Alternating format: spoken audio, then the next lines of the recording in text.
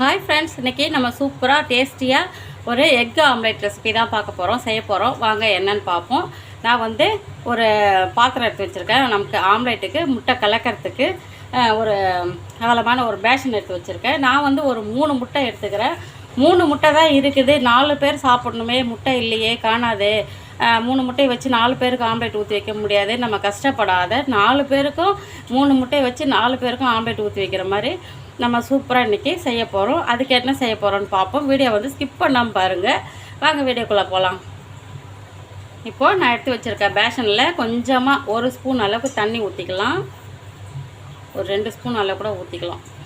ஊற்றிட்டு அதில் 3 முட்டைக்கு தேவையான சால்ட்டு கொஞ்சம் அதிகமாக போட்டுக்கலாம். நான் ஒரு அரை டீஸ்பூன் போடுறேன். 3 முட்டைக்கு தேவையான சால்ட்டு கொஞ்சம் அதிகமாக. நம்ம 4 பேருக்கு 3 முட்டையை வச்சு 4 பேருக்கு ஆம்லேட் ஊற்றி வைக்க போகிறோம். அதுக்கு அரை ஸ்பூன் அளவுக்கு போட்டுக்கலாம். உப்பு போட்டுட்டு அதில் பெப்பர் பொடி, பெப்பர் பவுடர் ஒரு அரை ஸ்பூன் அளவுக்கு. இது சின்ன ஸ்பூன், அதனால் 2 போடுறேன். குட்டிக்கோண்டு இது ஐஸ்கிரீம் ஸ்பூன் தான், அதனால் 2 போடுறேன். இதில் அரை ஸ்பூன் அளவுக்கு பெப்பர் பொடி போட்டிருக்கேன். இப்போ பெருங்காயத்தூள் போட்டுக்கலாம்.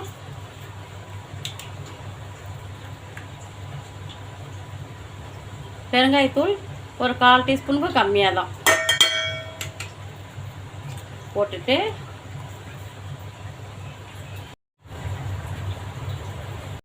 அதில் கொஞ்சமாக மஞ்சள் தூள் போட்டுக்கலாம். கொஞ்சமாக ஒரு 1/4 டீஸ்பூன் கம்மியாக தான் போட்டிருக்கேன். போட்டுட்டு நான் ஒரு பெரிய சைஸ் வெங்காயம், ஒரு வெங்காயத்தை எடுத்து பொடிசாக கட் பண்ணி வச்சுருக்கேன். ஒரே ஒரு பச்சை மிளகா, ஒரு சின்ன பச்சை மிளகா தான், அதையும் பொடிசாக கட் பண்ணி வச்சுருக்கேன். ஏன்னா பெப்பர் பொடி போட்டிருக்கோம், அதுவும் காரம் இதுவும் காரம், அதனால் நம்ம பச்சை மிளகா கம்மியாக தான் போடணும். பச்சை மிளகா, வெங்காயம் எல்லாம் போட்டுடலாம். போட்டுட்டு ஒரு ஸ்போர்க் வச்சு கலக்கிக்கலாம். அந்த சால்ட்டு, பெப்பர் பவுடர், வெங்காயம், பச்சை மிளகாலாம் போட்டிருக்கோம் இல்லைங்களா, எல்லாத்தையும் ஒரே ஈவனாக கலக்கிக்கலாம். மஞ்சள் தூள், பெருங்காயத்தூள் எல்லாம் போட்டிருக்கோம். பெப்பர் பொடி எல்லாத்தையும் கலக்கியாச்சு. இப்போ முட்டை உடச்சி ஊற்றிக்கலாம். இங்கே பாருங்கள், நான் ஒரு 3 முட்டை தான் எடுத்துருக்கேன். ஒரு முட்டையாக உடச்சி ஊற்றிக்கலாம்.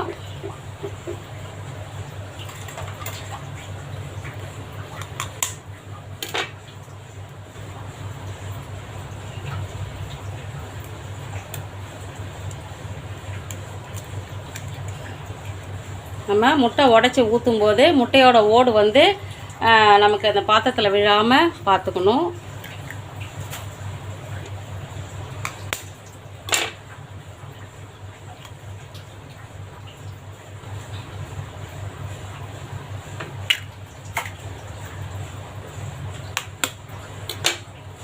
மூணு முட்டை உடச்சி ஊற்றியாச்சு.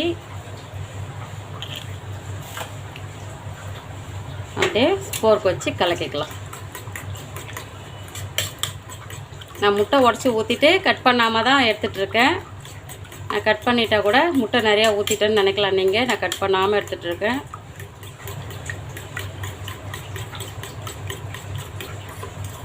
முட்டை உடச்சி ஊற்றிட்டு எல்லாத்தையும் ஒரே ஈவனாக கலக்கியாச்சு. இப்போ நான் கை கழுவிட்டு வந்துடுறேன். வீடியோ ஆனில் தான் இருக்குது.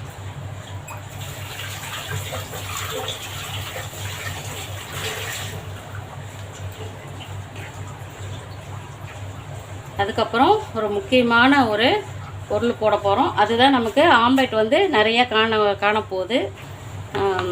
இங்கே பாருங்கள், பொட்டுக்கடலை பொடி, பொட்டுக்கடலை பவுடர் பண்ணி வச்சுருக்கேன். மிக்ஸி ஜாரில் போட்டு பவுடர் பண்ணி வச்சுருக்கேன். நல்லா நைஸாக பவுடர் பண்ணி வச்சுருக்கேன். அதில் ஒரு 2 ஸ்பூன் அளவுக்கு நீங்கள் பொட்டுக்கடலை பவுடர் போட்டு ஆம்லேட்டு செஞ்சு பாருங்கள். ஆம்லேட்டும் காணும், அது ஒரு டேஸ்ட்டே சூப்பராக, அவ்வளோ டேஸ்ட் இருக்கும். நான் ஒரு 2 ஸ்பூன் அளவுக்கு போட்டுக்கிறேன். போட்டுட்டு நல்லா ஒரே ஈவனாக எல்லாத்தையும் நல்லா கலக்கிடலாம். இப்போ நான் தொடர்ந்து கலக்கிட்டே வீடியோ எடுத்துகிட்டு இருந்தேன்னா ரொம்ப லாங்காக போயிடும், கட் பண்ணிடுறேன். ஆனால் நான் போட்டது 3 முட்டை தான், உண்மையாக சொல்கிறேன். பாருங்கள், நல்லா கலக்கிட்டேன். நான் இந்த பொட்டுக்கடலை மாவு போட்டு, பொட்டுக்கடலை பவுடர் போட்டு நல்லா கலக்கிட்டேன். இப்போது 3 முட்டை வச்சு நம்ம 4 பேருக்கு ஆம்லேட் ஊற்ற போகிறோம். இது 4 பேருக்கு தாராளமாக வரும்.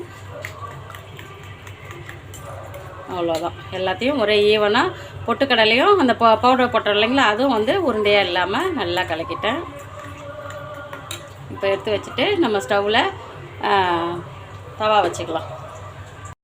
இங்கே பாருங்கள், நான் வந்து ஸ்டவ்வில் வந்து ஒரு தோசை தவா வச்சுருக்கேன். தவா சூடானதுக்கப்புறம் நம்ம முட்டை அடித்து ஊற்றி வச்சோம் இல்லைங்களா, கலக்கி வச்சோம் இல்லைங்களா, முட்டை 3 முட்டை 4 ஆம்லேட் ஊற்ற போகிறோன்ட்டு கலக்கி வச்சோம் இல்லைங்களா, அதை வந்து மறுபடியும் நல்லா கலக்கிக்கலாம். நான் வந்து ஒரு சட்னி கரண்டி எடுத்திருக்கேன். சட்னி கரண்டியால் 2 கரண்டி அளவுக்கு 4 ஆம்லேட் ஊற்ற போகிறேன் நான். ஃபஸ்ட்டு ஒரு கரண்டி ஊற்றிட்டு செகண்ட் ஒரு கரண்டி எடுத்து 2 கரண்டி சட்னி கரண்டி எடுத்தால் தான் நமக்கு ஒரே சைஸாகவும் 4 முட்டை வரும், 4 ஆம்லேட் வரும். 3 முட்டையில் 4 ஆம்லேட் ஊற்ற முடியும். நம்ம பெரிய கரண்டிலாம் எடுத்தால் முட்டை ஒரு ஆம்லேட்டுக்கு அதிகமாக போயிடும். அதனால் நான் சட்னி கரண்டி எடுத்திருக்கேன். இந்த கரண்டியில் கரெக்டாக 2 கரண்டி ஒரு ஆம்லேட்டுக்கு 2 கரண்டி முட்டை அடித்து வச்சதை எடுத்துக்க போகிறேன். கலக்கி வச்சதை 2 கரண்டி எடுத்து ஊற்றிட்டு சுற்றிலும் கொஞ்சம் எண்ணெய் ஊற்றி வேக வச்சுக்கலாம். இந்த நம்ம பொட்டுக்கடலை மாவு போடுறது நல்லா டேஸ்ட்டாகவும் இருக்கும். நம்ம ஆம்லேட் திருப்பி போடும்போது பிச்சுக்கிட்டும் வராது. சிலவங்களுக்கு வந்து ஆம்லேட் திருப்பி போடும்போது பிச்சுக்கும், சில நேரம் பிச்சுக்கும். எனக்கே பிச்சுக்கும் தான் ஒரு நேரம். இந்த மாதிரி நம்ம பொட்டுக்கடலை பவுடர் போடுறதுனால ஆம்லேட்டை வந்து பிச்சுக்கிட்டும் வராது. நம்ம திருப்பி போடும்போது பிச்சுக்கிட்டு வர முழுசாகவே வரும்.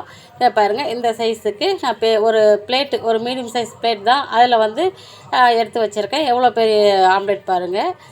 2 கரண்டி, அதே மாதிரி 2 கரண்டி எடுத்து 2வது ஆம்லேட்டும் ஊற்றிக்கலாம். எல்லாம் கலக்கிட்டு அப்பப்போ நம்ம கலக்கிட்டு ஊற்றும்போது, ஏன்னா பொட்டுக்கடலை மாவு வந்து அடியில் போய் இறங்கிடும். அதனால் அப்பப்போ ஊற்றும் போதும் நல்லா கலக்கிட்டு ஊற்றிக்கணும். அதே சைஸுக்கு ஊற்றிக்கிட்டேன். 2 கரண்டி முட்டை கலக்கி வச்சதை எடுத்து ஊற்றி அதே சைஸுக்கு ஊற்றிக்கிட்டேன். இதுவும் சுற்றிலும் எண்ணெய் ஊற்றி திருப்பி போட்டு வேக வச்சுக்கலாம். நம்ம மீதி இருக்க அந்த முட்டை கலக்கி வச்சோம் இல்லைங்களா, அதுவும் வந்து கரெக்டாக இன்னும் 4 கரண்டிக்கு இருக்கும். 2 ஆம்லேட் போடலாம். கரெக்டாக இன்னும் 4 கரண்டிக்கு இருக்குது. நம்ம ஊற்றும் போது அப்பப்போ நல்லா அடியிலேருந்து கலக்கிட்டு ஊற்றணும். சூப்பரான ஆம்லேட்டு ரெடி ஆகிடுச்சு. பாருங்கள், சூப்பராக 4 ஆம்லேட் ஊற்றிட்டேன். 3 முட்டையை வச்சு 4 ஆம்லேட் ஊற்றிட்டேன். திடீர்னு கெஸ்ட்டு வந்துட்டாங்க. முட்டை அதிகம் இல்லை, கம்மியாக தான் இருக்குது. ஆனால் எல்லாேருக்கும் ஆம்லேட் வைக்கணும் அப்படின்னு நினச்சிங்கன்னா நீங்கள் கண்டிப்பாக இந்த மாதிரி செஞ்சு பாருங்கள்.